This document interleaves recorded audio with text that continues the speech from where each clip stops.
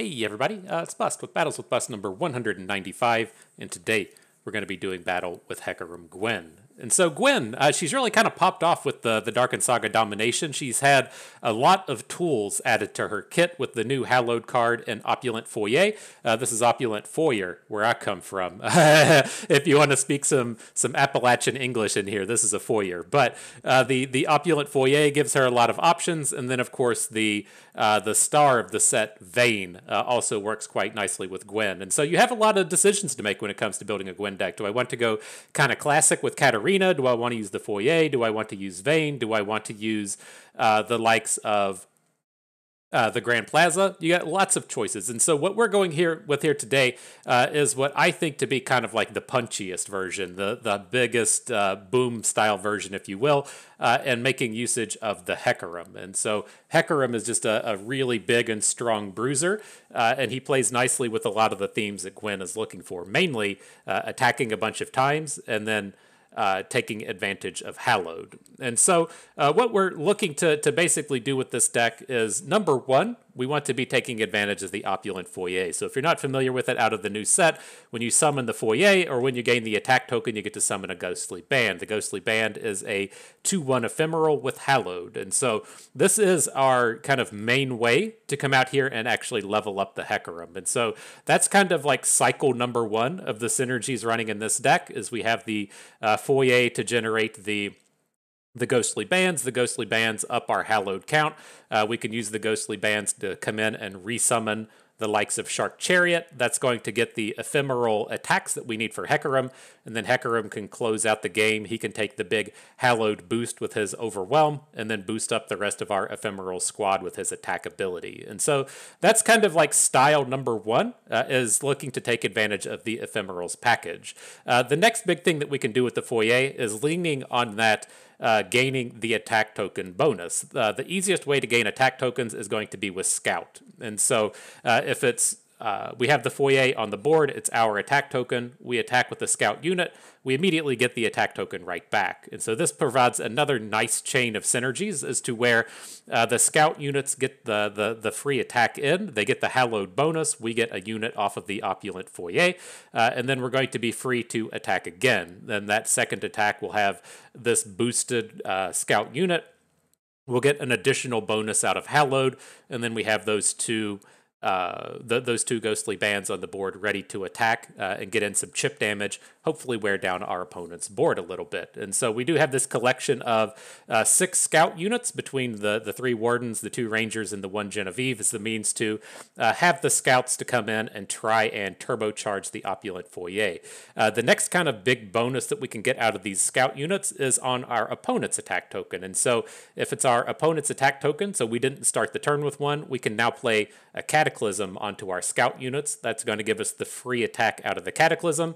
And then since we made that attack with the Scout unit, we get the attack token back. And so we have an additional way to generate some more of these attack tokens and generate free rallies. Cataclysm also plays fantastically with the likes of both Gwen and Hecarim. Gwen is typically a pretty safe and free attack, activating those snip snaps multiple times. And then, of course, Hecarim, just a giant bruiser, summoning the Spectral Riders while getting a big Overwhelm attack out of him. Otherwise, the big ways to close out this game is going to be with an Atrocity. If we want to cycle back to this idea of our Scout units, if we just imagine that we have, say, 3 dead Hallowed units, which is not entirely challenging to pull off. Say we attack with the Green Fang Warden, goes up to 5 attack, we attack with it again, it goes up to 8 attack, and our opponent easily blocks it because it doesn't have barrier and only has 2 health. Now it's a nice 8 damage target to throw at our opponent with an Atrocity. And so lots of nice little synergies in here happening all across the board. The Hallowed cards, the Hecarims, the ephemerals, the free attacks, all of these all tie in together quite nicely. And so the only other thing I'll call out here is we do have a small utility package in here. We've got the Fading Memories just to make a copy of a unit. The Shadow Isles Tellstones is the combat trick and or removal spell. And then the Golden Aegis is our only real rally. We're kind of counting on Cataclysm to be utility / removal / rallies. Might as well just have an actual rally in here just in case we need to pick up a big attack with our Hecarim or our Gwen. And so that's it. That's the deck we'll be doing battle with today. You know what we have to do before the battles begin, though. We have to go and pay the pay-to-win price. And we're pretty close with this deck. It's pretty heavily paid.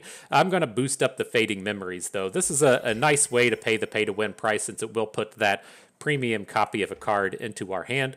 So it's kind of like a double premium. I'm always willing to pay the double pay-to-win, double premium price just to ensure that we get those wins. All right, good stuff, good stuff. Let's jump on in. So I will say, if you've hung with us this far, as I started recording this video, we had 999 subscribers on YouTube. You could be it. You could be number 1,000. You just go in there, click on that little subscribe button. I don't like to say that stuff in the videos, but as we're getting really close to that 1,000 mark, that's a pretty fun milestone to come out and hit. And so we're gonna hopefully do that by the time this video is out there and rolling.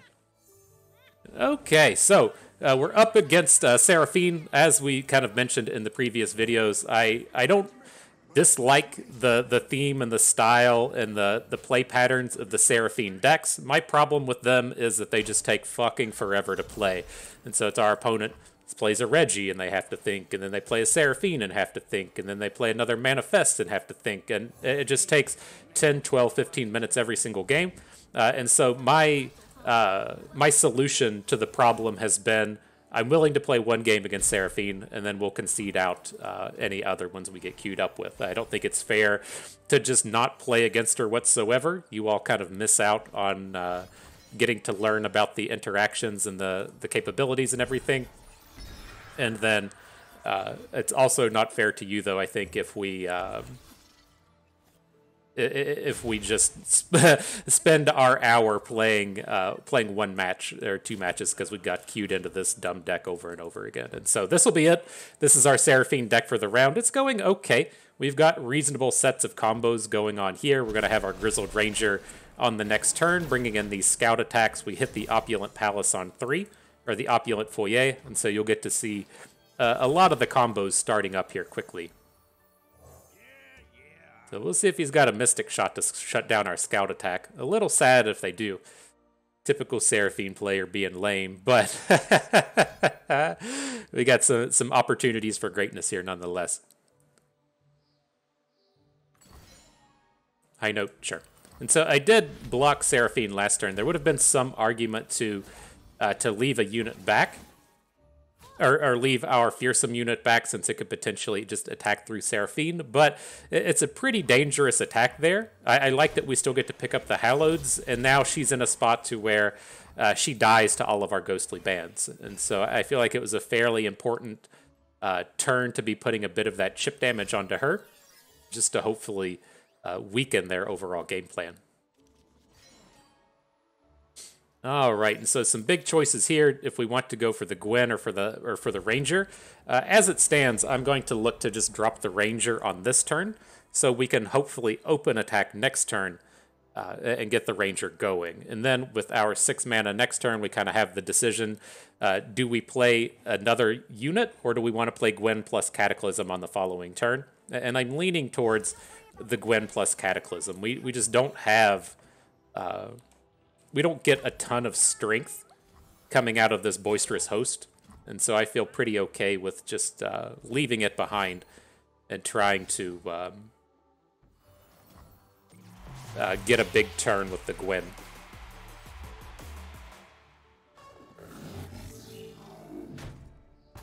All right, all the value. Congratulations, my dude. You're really popping off with the fan club presidents.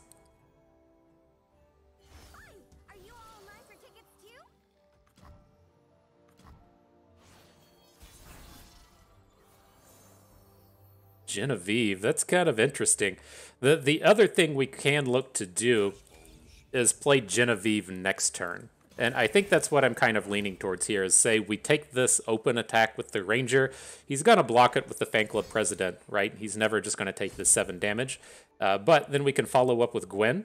And then next turn we can play Genevieve and then pop into her with the Cataclysm. I think that's going to give us the most opportunities to just blast through this deck.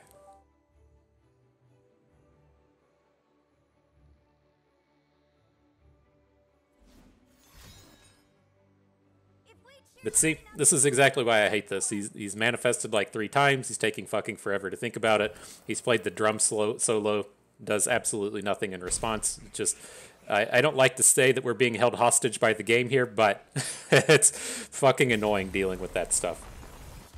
All right, GG. No more.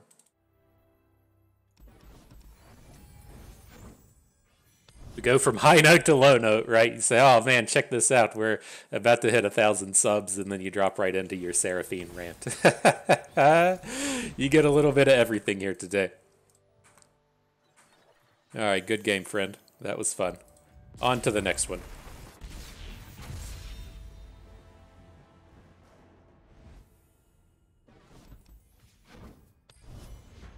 Feeling good about this one.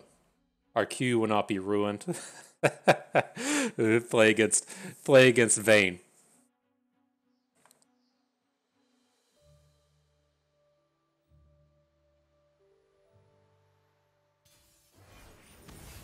Oh boy, 3 in a row. Well, if we decided to play these, that would be essentially 75% of the video. So I guess you could just watch me concede for a little bit. That just takes about 30 seconds as opposed to 10 to 15 minutes. All right, on to the next one. I'm just going to go ahead and start marking these losses. Check the watch. As soon as we get up to 8, we're done. All right, up against the Callista. I'm curious what this guy's looking to bring to the party here with the shadow, or I'm sorry, with the Freylord coming out of Callista. Interesting.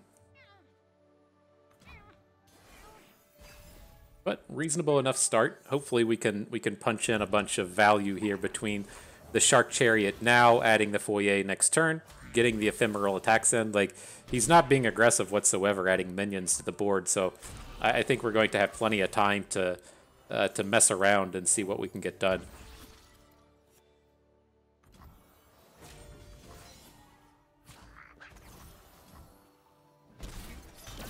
Look at that.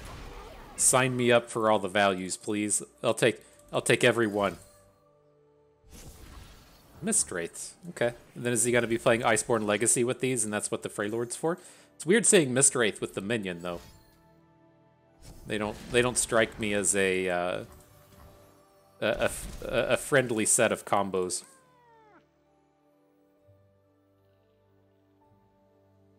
All right, so here's what I'm looking to do. I want to add the Greenfang Warden. We'll bank 2. That'll let us go into next turn, play Gwen, and then also Cataclysm the Gwen, so we can regain some of this health. I worry a little bit with the amount of damage we're going to be taking, given that all these fearsomes are running around.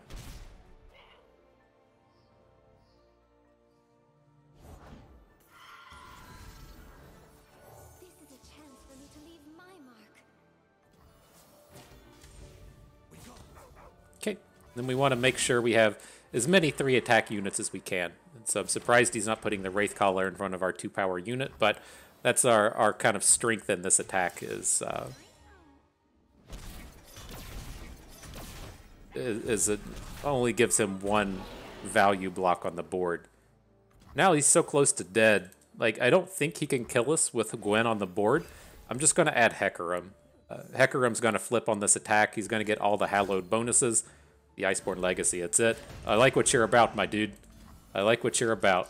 I don't think it's enough to win the game, but that's some good stuff you're doing there.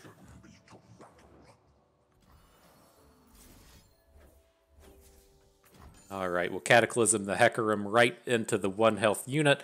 Now we should get that big overwhelm damage in. And then we would have an additional couple points of damage come through with the Fallen Riders. Good stuff.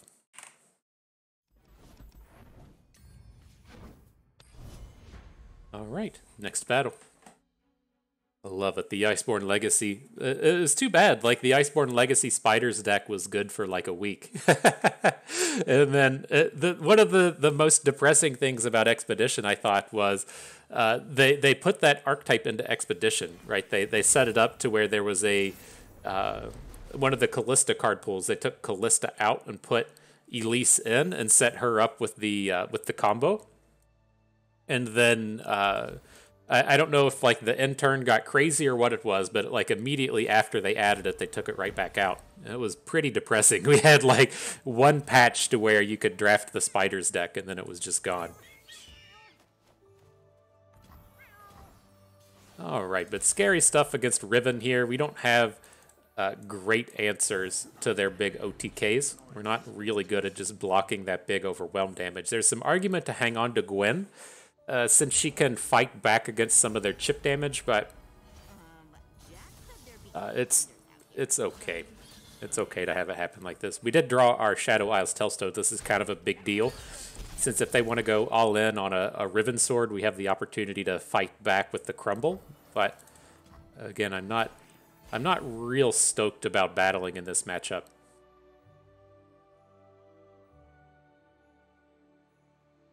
I'm leaning towards now. It's like we can play a Fereth just to get the equipment, and then on our next turn, we can play the Green Fang Warden, and then it'll be a little bit stronger with the equipment attached to it. We'll save the other one for next turn. We just don't have much going on here. Why didn't you hook our Fereth, bro? That would have been the play of the day. Say, I do want to do battle with your ephemeral, please. Interesting Shark Chariot. What do you see, boy? Monsters still lurk in Demasios' every shadow. Right. Well, these are gonna be good attacks for us. Like he can put like a unit in front of the Warden to break the barrier, and then if he wants to try and trade Vayne for this thing, then absolutely. Oh, just gonna get nugged.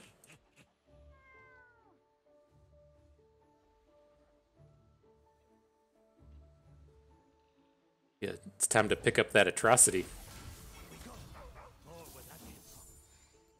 You gonna block this one now that it's one less damage?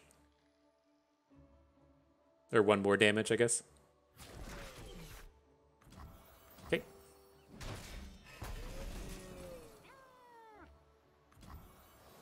So I mean, I think we're okay. If he wants to go for OTKs, we do have the Crumble. So I'm not ultra worried about Vayne at this point.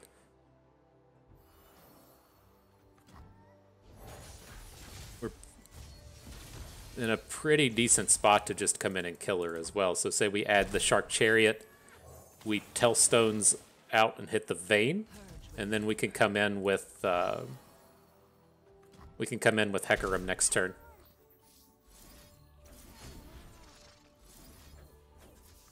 All right, so let's get Vayne out of the picture.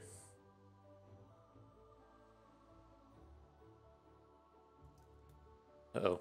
You're going to have a removal spell. Uh-oh.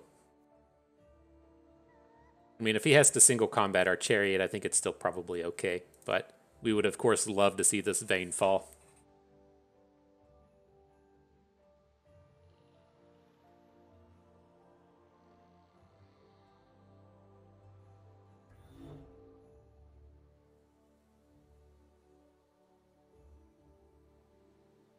He says, uh-oh, you booming me real hard, Bust. This is too much. He says some people concede after their first game with Seraphine. Some people concede after their first Crumble. I get it.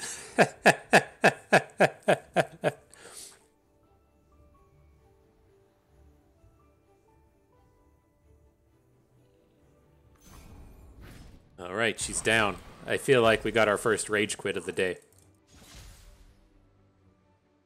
Nothing wrong with that.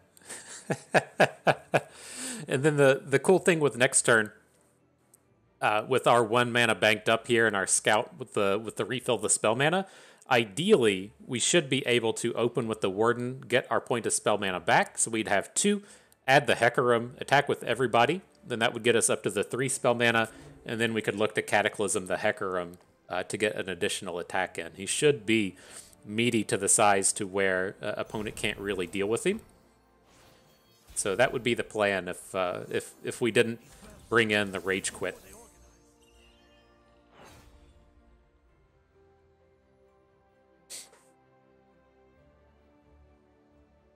Says, yo, Ma, I'm gonna be on the internet. I'm battling bust. Call your friends. Load up the YouTube. Check it out. And then as things go south, he says, I can't handle the embarrassment. Losing to such an amateur. How can I cower in shame? All right. GG, my dude.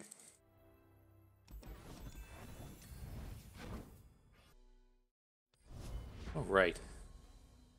Next battle.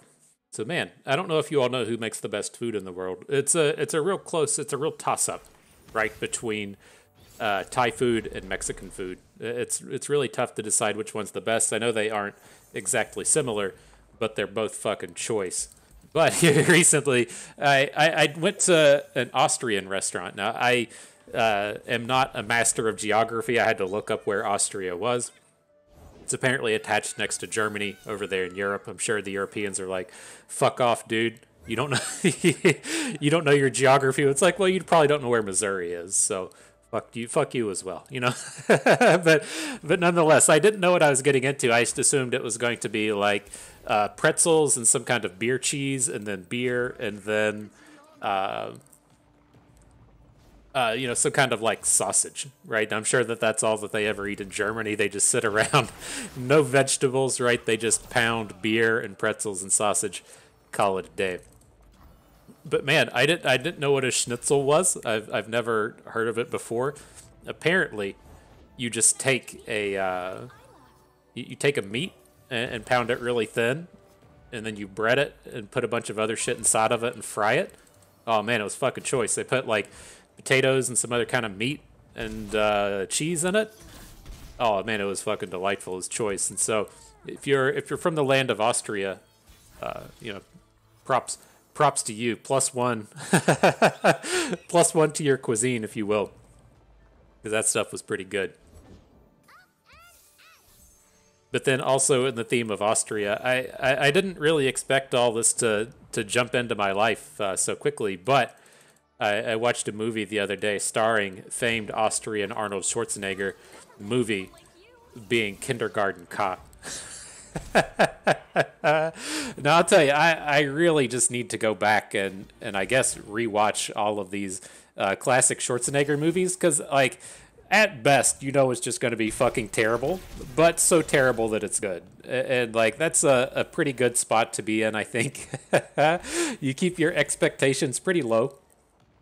And that's what that's what you get out of Arnold. But man, it was I don't know, decent. Is that the the appropriate word for the quality of Kindergarten Cop? I don't know. If you're not familiar with the plot, we won't hit you with too many spoilers. But he's a police officer chasing down a drug dealer. The drug dealer is estranged from his wife. The wife has ran away with his millions of dollars, and Arnold is here to chase down the drug dealer and collect him, collect the wife, protect her. And so he's found her child in a school, and so instead of putting them in like witness protection or something, Arnold just goes to the school and now acts as a teacher and gets into all kinds of hijinks, let me tell you. And so it was I don't know. I guess when you're just like expecting the worst, it's not as bad when it just comes down as being like minorly terrible.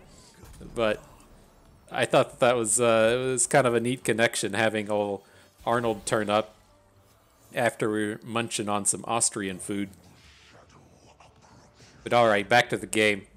Reasonable spot here. I mean, we're decent chance we're just dead against pirates, but we have the potential to get the kills here. And looking at this again, we should have, I mean, we luckily got the win. We should have played that, well, never mind. The Fareth wouldn't stuck around. I was thinking in my head, if we played Fareth last turn, then we would have been able to get in a flip on this turn, but that was completely off.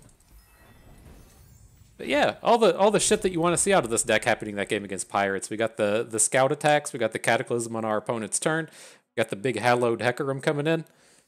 Good stuff. Get pumped up to that with Arnold.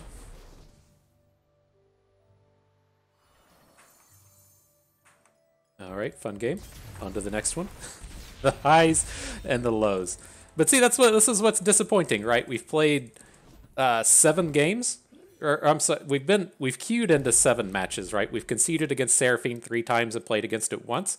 I'm not upset again, like about the play patterns. I don't care to play against like the control decks. I know that you would think from my style of aggro and everything that I'm probably against. I'm fine with it. I think it's completely okay. I don't even mind all the RNG that gets tied into it. I just don't like that the games take so long.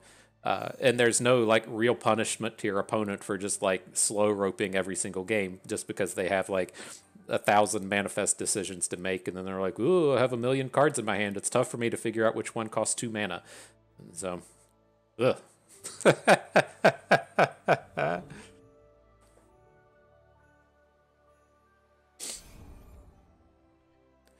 All right, up against the old Battle Scars deck.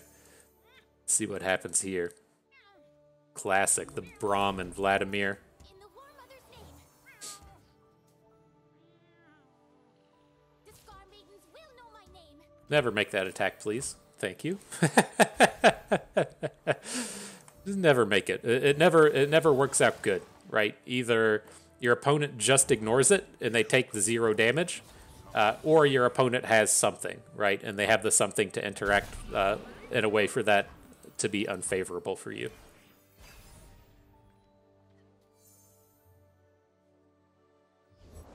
We'll take what we need to survive. All right. Let the party begin. Do we want to go for the scout attacks this round? Like, we have some options, right? We can just go with the butlers, and then we could say look to Greenfang Warden Cataclysm next turn. I think this is okay. Like, he gets some decent blocks, but it's not like we have to worry about a ton of the damage here. Like, we can just let the band die, but I want to get the Shark Chariot out here as well. I'm rich. Don't let my size fool you. This is destiny. Looks good. He's not even growing as Battle Scarsers. Pick up a couple Halloweds. What are we at? Hallowed 3. So we'll get a 5 attack Cataclysm with this thing next turn. I dig it. And then Hecarim comes to the party. Shit, yeah. So many tinies. Now we have fun. It's also pretty cool. He's got all these 0 attack units out here just ready to just ready to accept the Greenfang Warden attack. If we block with our Hallowed Bro, he's just going to immediately die to the Tarkaz. So let's block the 5 attacker over here, just to prevent the most damage. And then I don't want our barrier breaking on the Greenfang Warden. He's going to be coming in for a big attack this round.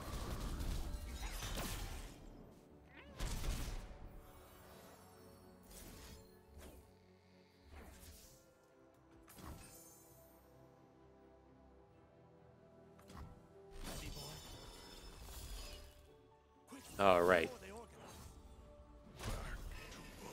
Got that bro out of here. Let's get these friends into combat.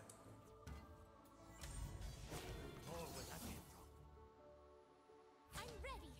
Maybe. Stop this foolery. Take him to 11. We'll start off the next turn with a nice scout attack, and then we should be able to get this flipped Hecarim in. Ready, boy? Quick, before they organize. If he just ignores it, then we'll win the game. That's always cool spot to be in. Say LOL, I'm just gonna win the game.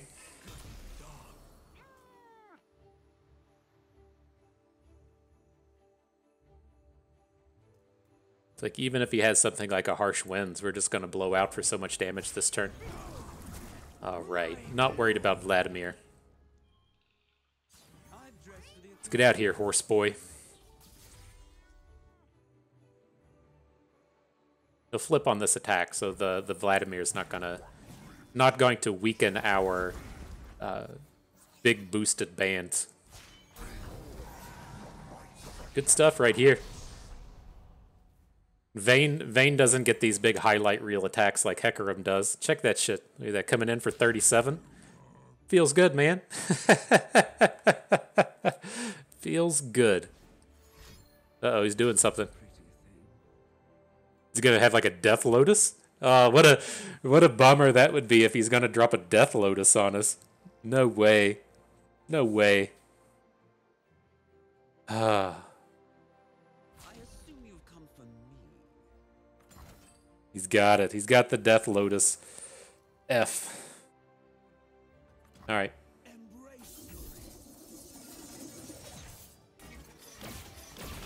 At least he shouldn't have. Oh, cool. Our Hecarim didn't die. Planned it that way. I was going to say, at least he shouldn't have a way to just, like, open kill us. So we should be good to go with Atrocity and getting some damages in for the kill. I would like to try and play around a Frostbite. So, I mean, at least he either spends his mana here and we get a kill, or we get the free block with Hecarim, and then we just get a kill either way. Cool. GG.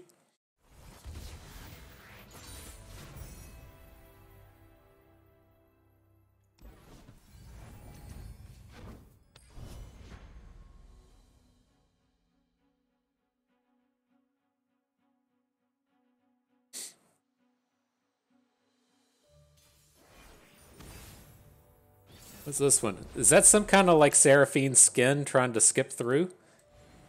Hang on. Hang on. Oh, nah, man. Get that out of here. Get that out of here. Not fucking with that. He says, I'm gonna slide one past bust. I'm gonna load up this skin. Not today. Not today. Not my first rodeo with dodging the Seraphine matches. Okay. More ephemerals. This is probably fearsomes, right? Just a little odd seeing Hecarim in here with Nocturne.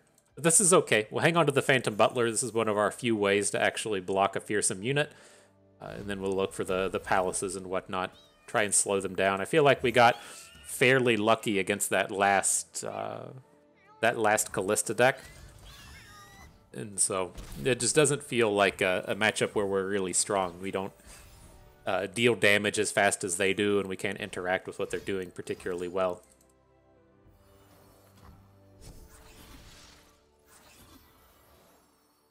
Please make yourself right at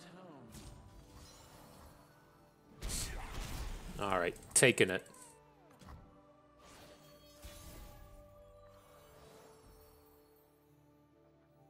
Alright, well the Foyer should be fine. I was intending on just playing the Strike Up the Band, but if he's not like legitimately playing a fearsome stack, then these Strike Up the Bands are going to be pretty good on the next turn.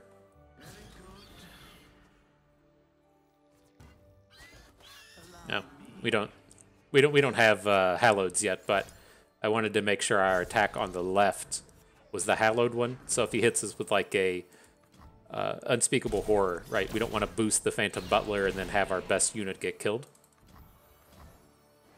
So this is okay. I'm really surprised he didn't kill our fearsome blocker.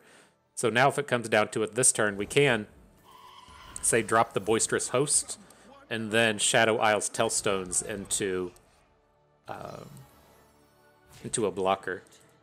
Now the new interesting thing this turn is, what are our chances of hitting an Allegiance with Mistwraith, right? We've got 6, 7, 8, 9, 10, 11, 14, 15, 16, 17, 18, 19, 20, like a 66% chancer or so.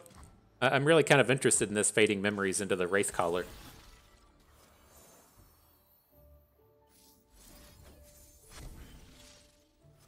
Get ready, boys. Are we hitting? Fuck. I think it was worthwhile though. You know, that was a pretty decent shot to to hit.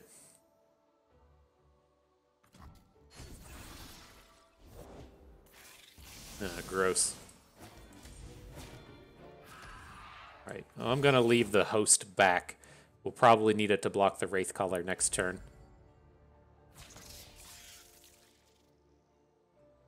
Interesting. It's like you gotta win the game at some point, right? So I'm surprised to see him line up the Skitterer for a block.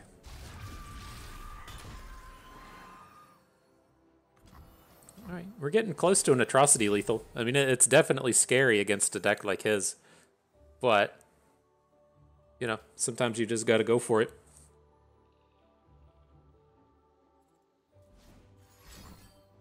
As the kids out there say, you gotta YOLO.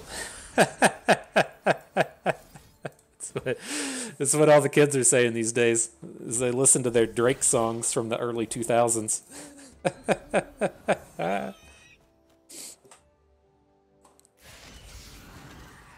All right, what do we got going on? We got a block out here. We're gonna have to Tellstones. Give you +2/+2. Taking 7. Sure. The bummer here is well, we couldn't have blocked any more of his fearsome units. I was gonna say it's kind of unfortunate in this attack in that we can't get wider than opponent, but I guess we can get wider, but I don't think it's gonna matter either way.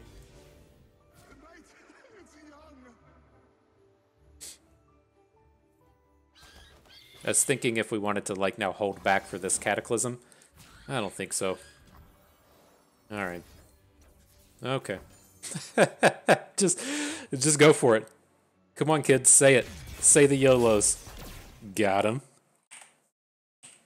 Excellent.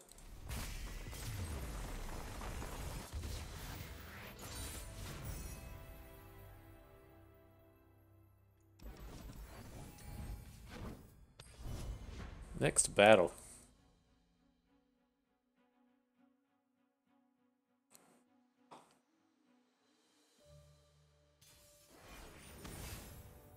Uh-oh. I'm sure this is an interesting Seraphine deck with Maokai in it, but, you know, let's get this out of here. I don't know what the deal is today.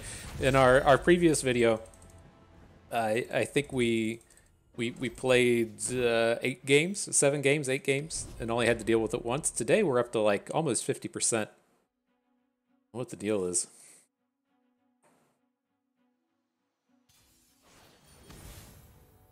All right, Pirates again.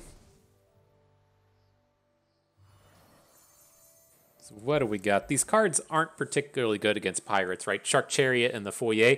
It's just, you really have to just prevent as much damage as you can until you can kind of OTK in one turn. And so, like, spending turn 2 on a do-nothing unit and then turn 3 on an Ephemeral doesn't really get a lot going for us, but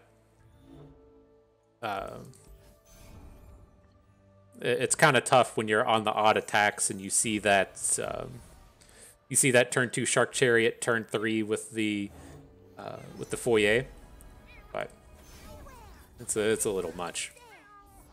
Explosives prime. Reaper will return.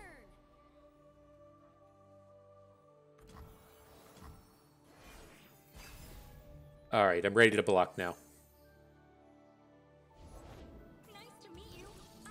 See, this is exactly what I'm talking about, though. Imagine we had that hand we did in the previous game to where we play Shark Chariot here and then just get domed for 7, and then next turn we play the Opulent Foyer and attack for 5, and opponent goes, okay, no blocks.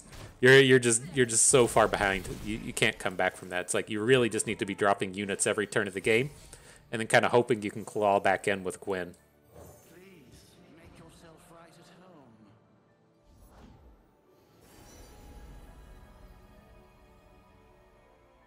Rather be sailing, but this looks fun too. How big's this guy? A 4/2? All right, well, we have to attack and see if he blocks. It wouldn't surprise me to see a block with the Castaway, but it's probably a mistake. He's probably another spot where he should just take the damage. Get shipwrecked. Okay, it's like the bonus to this is that he has to do a lot of work You know, if he wants to add the Sandsworn Amulet, this isn't very efficient in terms of damage. I guess he could play like Zap. Ooh, this is good. This is good. And so you could play like Zap and then equip something, but My mark. none of that sounds particularly awesome.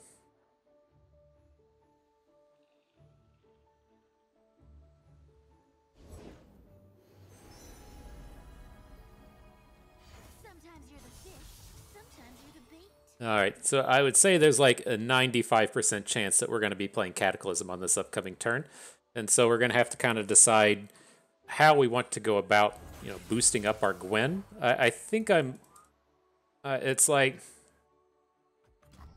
Well, I guess the Overwhelm isn't enough. I was thinking if we got 2 Overwhelm attacks in with Gwen, then we might be close enough to win the game, but it's probably not the case. So if we spend 2 mana on the combat reel, that's going to kick us back up to 5. So we should be able to play the Fereth and the Fleet Feather Tracker. I'm not the hugest fan of trying to clear out his board with the Fleet Feather. I'd rather just block with it, but we'll see what opponent thinks. Ooh, Scout Rake.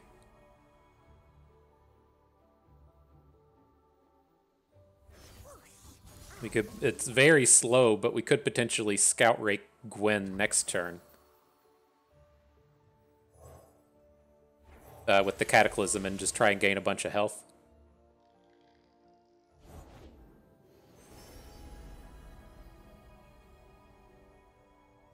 You can fix anything with anything. I'll prove it. Picking up a sword. Alright, get in there, friends. You can't just attack with the dude and have Gwen get the bonus. You gotta attack with everyone to have her get those extra Halloweds.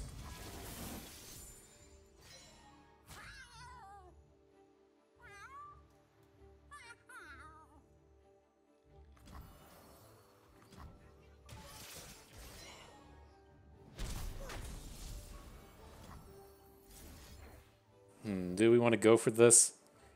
It's a little bit safer to just send this in now. All right. Nothing to fear. All right.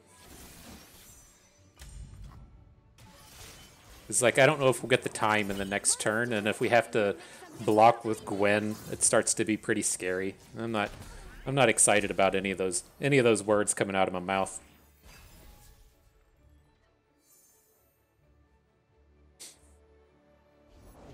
Like a fish in water.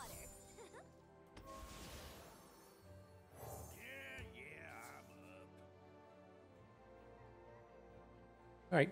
So you should only be able to add like 1 more unit to the board. Oh, this is good. This is good.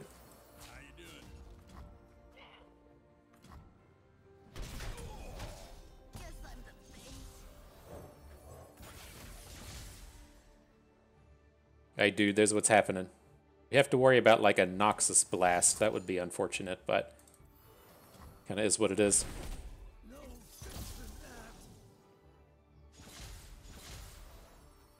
Now, do we just lethal with Atrocity? What's our Hallowed at? Only 3? Man, I thought we were at like Hallowed 1000. We were pretty close to Hallowed 1000, but not exactly there. I'll defend these forests to the end. Hello, new best friend. Alright, let's see how much shit we can kill.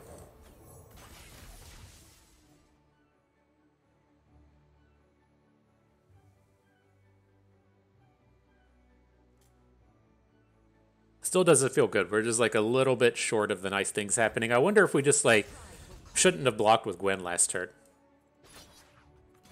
If that would have got us where we needed to be. We live here. Just gaining all of that extra health this round would have been so choice. What would have taken, like, she blocked 3? How much damage she blocked? I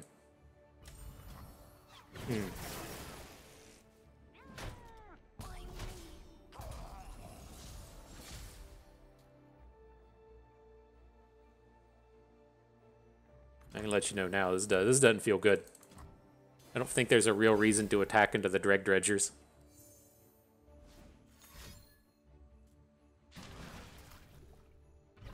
So close to doing good stuff with the atrocities. We just gotta make it to next turn, and we might be able to do it. Never lost a fair game. Nope. Or played one.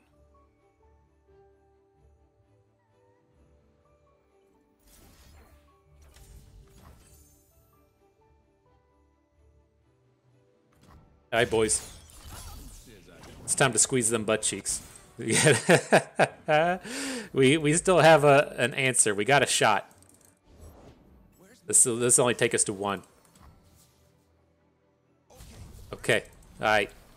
He's got 2 cards in hand. Long as he doesn't have Decimates, doesn't have Nox and Fervors, doesn't have Make It Rains. Probably need to add Zap Spray Fin to the mix. We can still win this one. We need to hit a +3 attack. No, we don't. We can just attack and... we can just attack and then use the Hallowed. Uh-oh. He doesn't have it yet. You're saying that there's a chance. This is for you, Mary Swanson. Uh-oh. Uh-oh.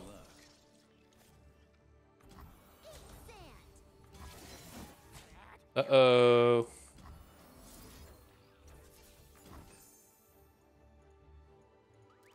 Proper emote right there. A little bit of Heartbreaker. Fuck. Uh-oh. I guess this is an Nox and Fervor coming at us. Opponent's going through all the emotes. Good job. There's no circle ability he'd be putting in the middle here that doesn't kill us. But feel free to drop those emotes. I guess we gotta wait on the rope to finish. Nox and Fervor, good job. GG. You can unclench now. You can you can release. Yeah, that's tough. Like we could have gotten, I don't know, we probably could have gained like 15 health off of that Gwen. Maybe we just shouldn't have blocked there because we probably wouldn't have gotten lethaled. But it does leave just a lot of opportunity for things to go wrong. Hey, here's why we're not playing ladder. Jesus. I thought we were going to be like, I was going to be able to be like, well, at least we hit a 50-50 on the day, even with all of our concessions to Seraphine. But I think that was number 6. I think that was number 6 Seraphine that we conceded to, so. Maybe if that was exactly 6 and we win this one, then that would count. But I don't know, man. You do the math. You tell me.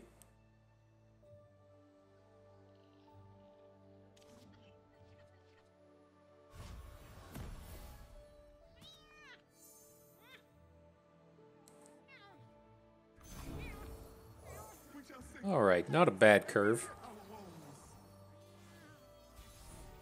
All the Hecarims today. Feels good, man. Glad to see someone bringing out the horse. He's got, I think he's the most edited card in the game. Like, I think he's back to his original form as a 5/6/6 drop, but he's been like maybe he was a 5 drop, maybe he was a 7. I know he was a 4/6 for a while, and then like a 4/5 for a while.